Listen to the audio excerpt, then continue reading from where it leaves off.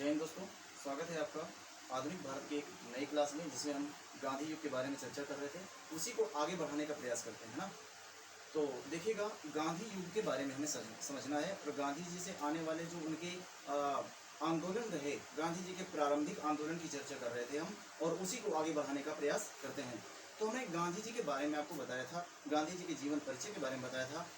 तो आगे ही उसी की बात में चर्चा करते हैं कि क्या क्या उनके द्वारा लाए गए आंदोलन थे, तो उनसे बनने वाले प्रश्न कहाँ तक पूछे जा सकते हैं, उसके बारे में हम आपको बताएंगे। ठीक है, तो बने रहिएगा, और नए हैं तो चैनल को सब्सक्राइब करिएगा, लाइक जरूर करिएगा। ठीक है, चलिए देखते हैं कि गांधी जी के प्रारंभिक जो आंदोलन है, थोड़ा सा गांधी जी के बारे में थोड़ी सी अभी चर्चा है, उसके बारे में कर लेते हैं, इसके बाद उनके आंदोलन के बारे में चर्चा करेंगे। ठीक है, देखिए गांधी जी के आंदोलन है, और उनसे पहले जब गांधी जी, देखिएगा, जब लंदन गए थे तो क्वेश्चन आता था, पूछा गया कि गांधी जी लंदन कब गए थे, है ना। बैरिस्टर की पढ़ाई करने के लिए गांधी जी लंदन गए। गांधी जी लंदन गए कब? गए थे 1888 1889 में। ठीक है, 1889 में गए थे, 88-89 की बात हो रही है। 1889 में तो गांधी जी आ जाते हैं, लंदन जाते हैं, है ना। किसके लिए? ये बैरिस्टर की पढ़ाई करने के लिए गए थे। बैरिस्टर, वकालत, बैरिस्टर की पढ़ाई करने के लिए जाते हैं, है ना।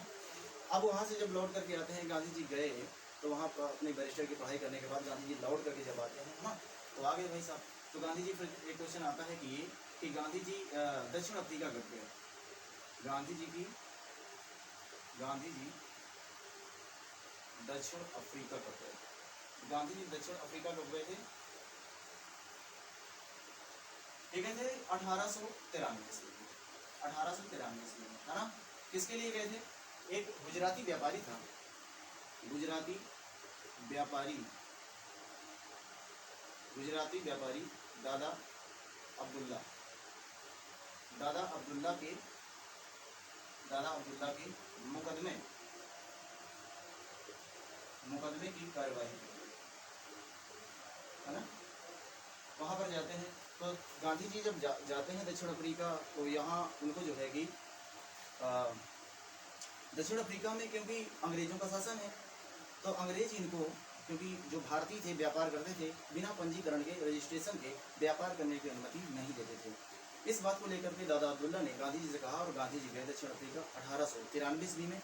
उन्होंने, जब ये जा रहे थे ना दक्षिण अफ्रीका, तो दक्षिण अफ्रीका के जोहान्सबर्ग स्टेशन में इन्हें अश्वेत कह करके, काला कह करके क्या कर दिया गया? ट्रेन से उतार दिया गया था, बाहर कर दिया था, जबकि इनके पास फर्स्ट क्लास की टिकट थी।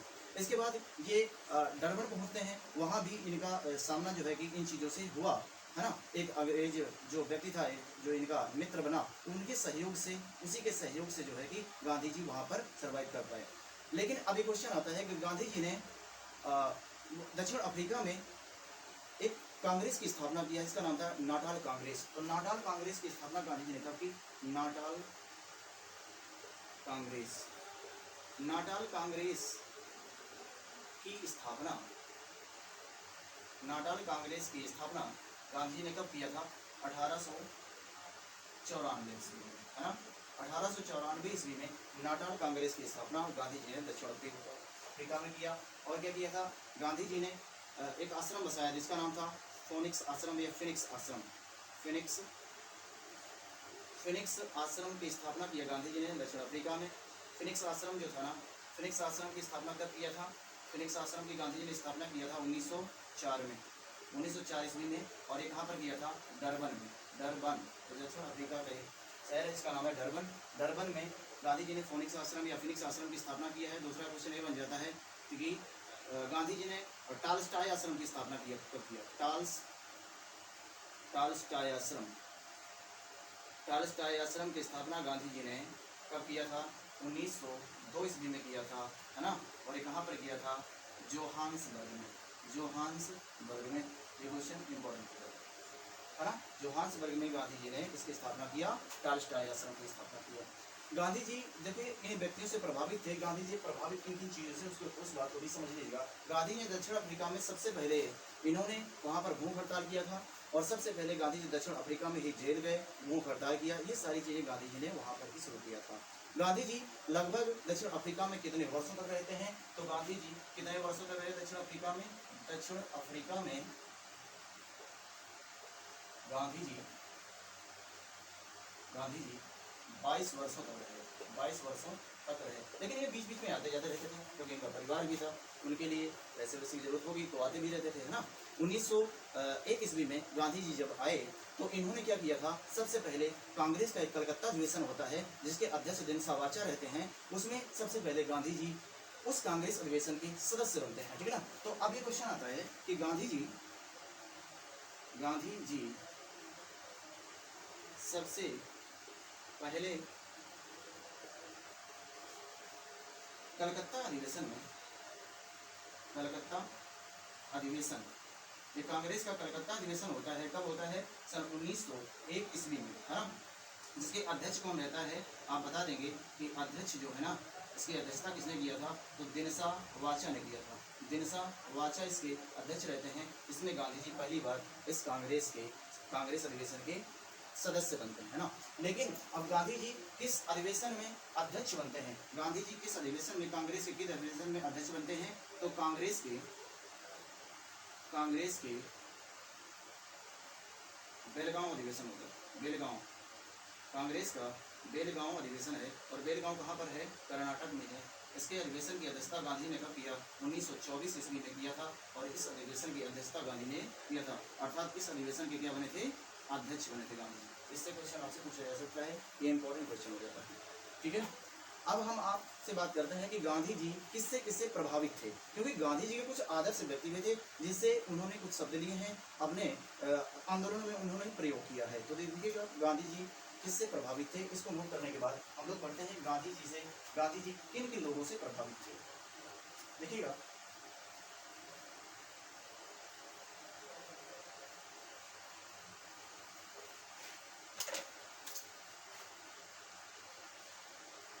गांधी जी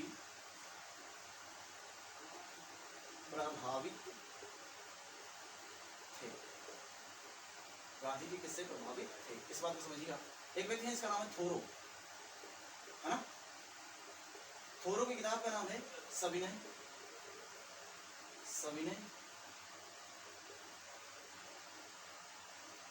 अवज्ञा। जो सविनय अवज्ञा शब्द जो लिया है गांधी जी ने ना, उनकी एक बुक भी है इस थोरो की, जो सविनय अवज्ञा शब्द लिया है थोरो से। एक व्यक्ति है जॉन रस्किन, इनसे भी प्रभावित थे, जिनकी किताब का नाम है अनटू द लास्ट, है ना। और एक व्यक्ति जिसका नाम है टॉलस्टॉय, है ना। इनकी जो बुक है the kingdom of God is with in you, the kingdom of God is with in you.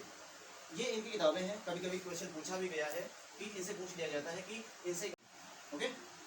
देखिएगा कि गांधी जी के प्रारंभिक आंदोलन में सबसे पहला जो गांधी जी का भारत में आंदोलन हुआ, क्योंकि गांधी जी दक्षिण अफ्रीका से लौट करके कब आते हैं? देखिए 9 जनवरी 1915 को गांधी जी 1915 को गांधी जी दक्षिण अफ्रीका से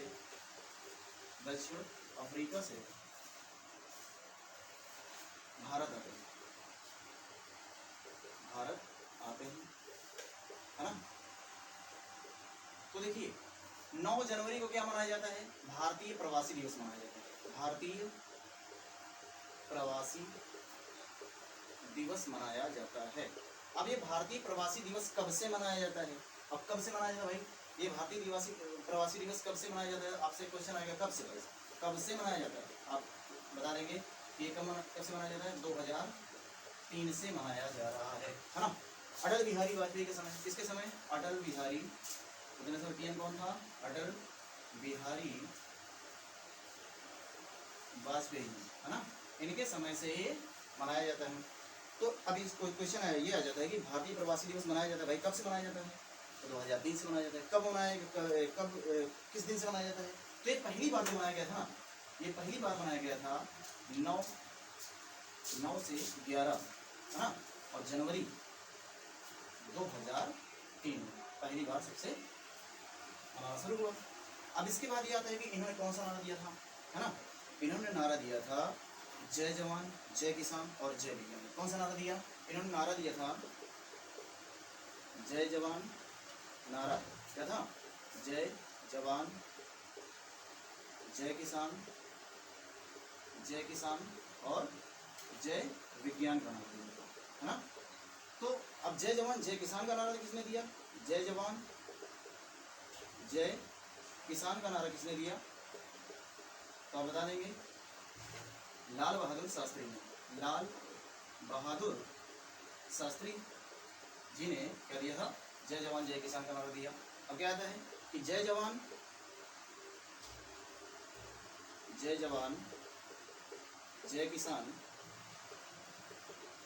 जय किसान और जय विज्ञान का नारा किसने दिया? जय विज्ञान और जय अनुसंधान, इसमें एक शब्द और जोड़ा गया, जय अनुसंधान।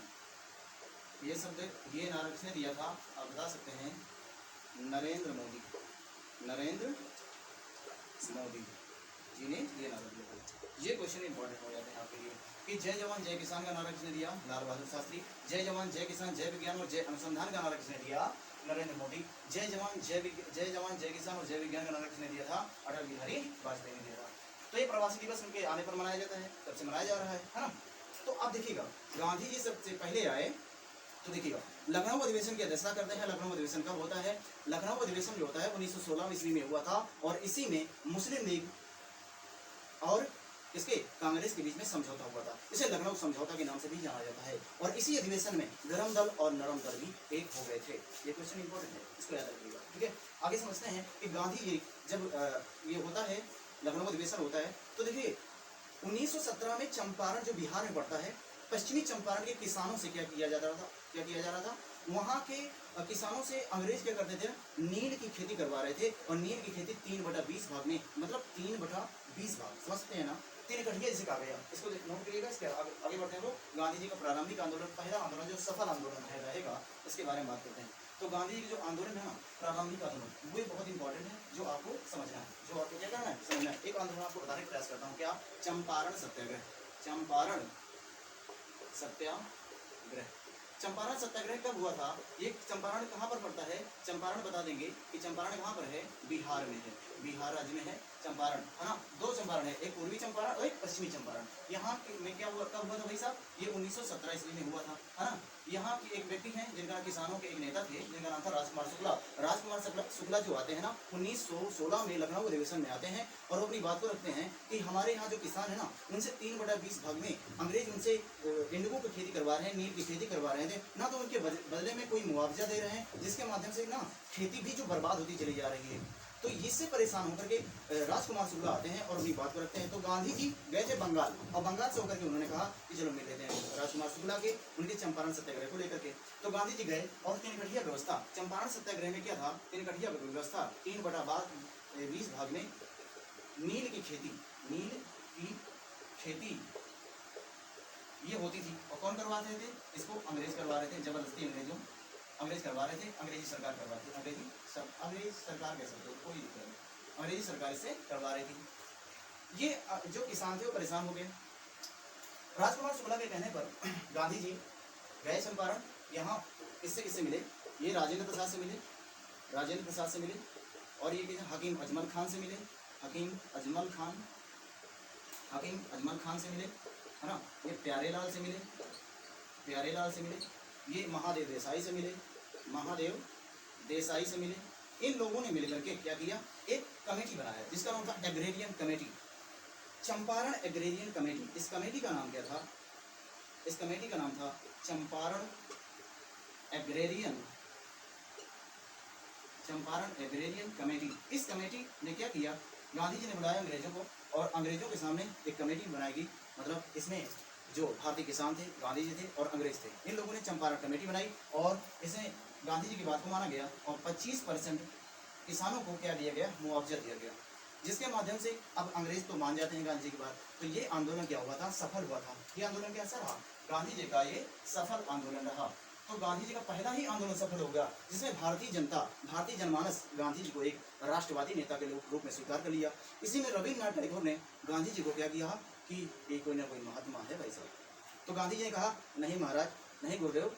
तो गांधी जी ने क्या कहा, रविन्द्रनाथ टैगोर को महात्मा कहा था और इसी आंदोलन में गुरुदेव किसने कहा था, महात्मा गांधी ने रविन्द्रनाथ टैगोर को गुरुदेव की उपाधि दिया। इस तरीके से ये चंपारण सत्याग्रह हुआ, आप समझ पा रहे होंगे। देखिएगा आगे हम लोग बात करेंगे, चंपारण आंदोलन हो गया, इसके बाद अहमदाबाद मेल सत्याग्रह होगा, खेड़ा आंदोलन होगा, है ना, बारदौरी सत्याग्रह होगा। इसके बाद सारे जो आंदोलन है इनमें क्रमवार बताने का प्रयास करेंगे। तो आप बने रहिएगा और देखते रहिएगा, और चैनल पर नए हैं तो सब्सक्राइब जरूर करिएगा, लाइक करिएगा। जय हिंद, जय भारत।